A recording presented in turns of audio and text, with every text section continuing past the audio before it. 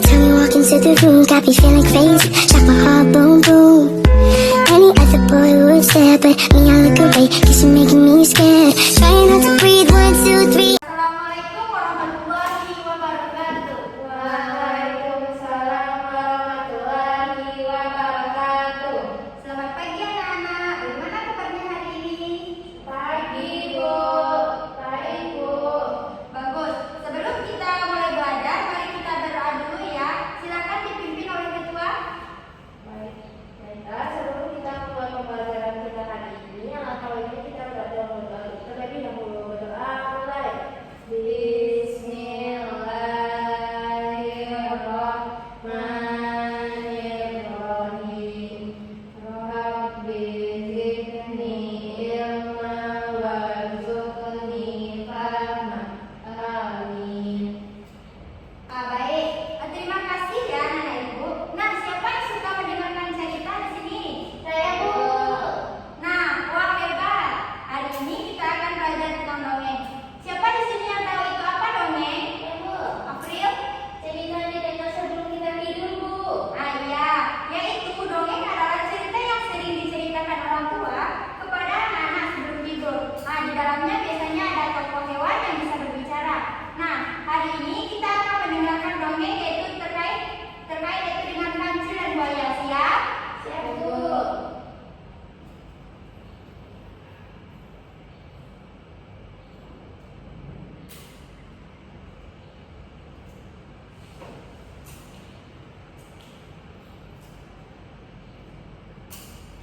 Baiklah, cerita yaitu tentang dongeng dan kancil.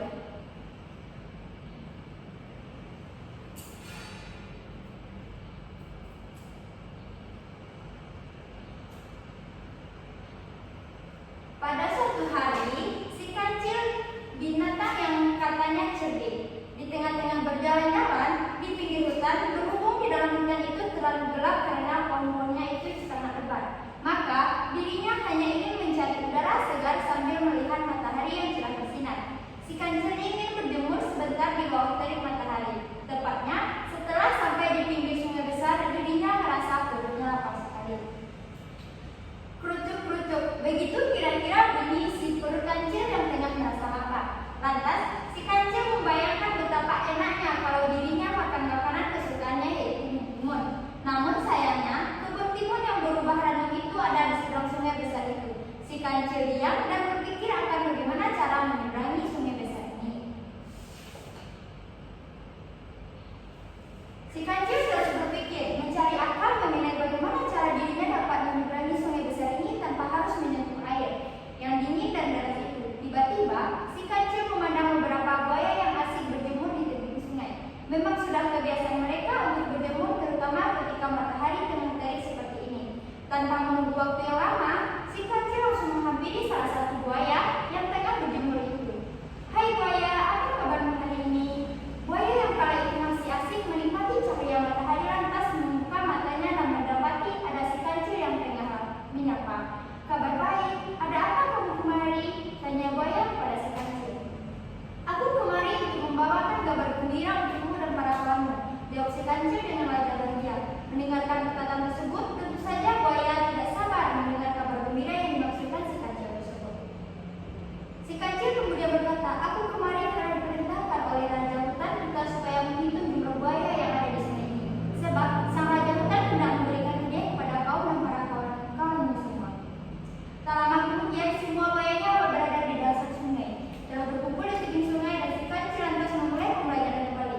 Hai buaya sekalian, aku kemari karena telah diperintahkan oleh sang raja hutan untuk menghitung kalian semua. Sebab sang raja hutan hendak memberikan kalian semua hadiah istimewa pada hari ini. Maka dari itu, berbarislah kalian semua dari tebing sebelah sini sampai ke tebing sebelah sana ya. Nah, si kancil sama sekali tidak takut dengan itu, dan langsung berlari meninggalkan para buaya untuk segera menuju kebun timun yang di dalamnya. Nah,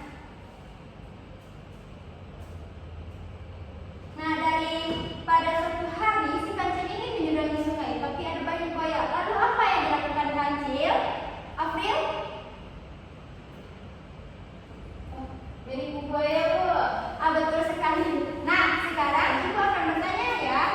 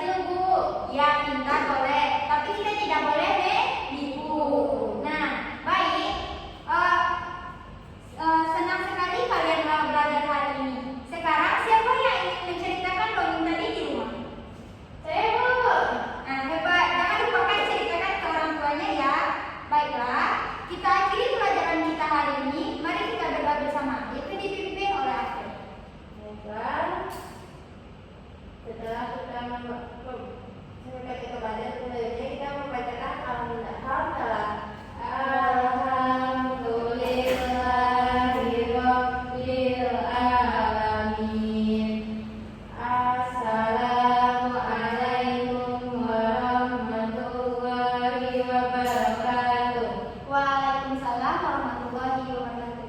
Terima kasih anak-anak.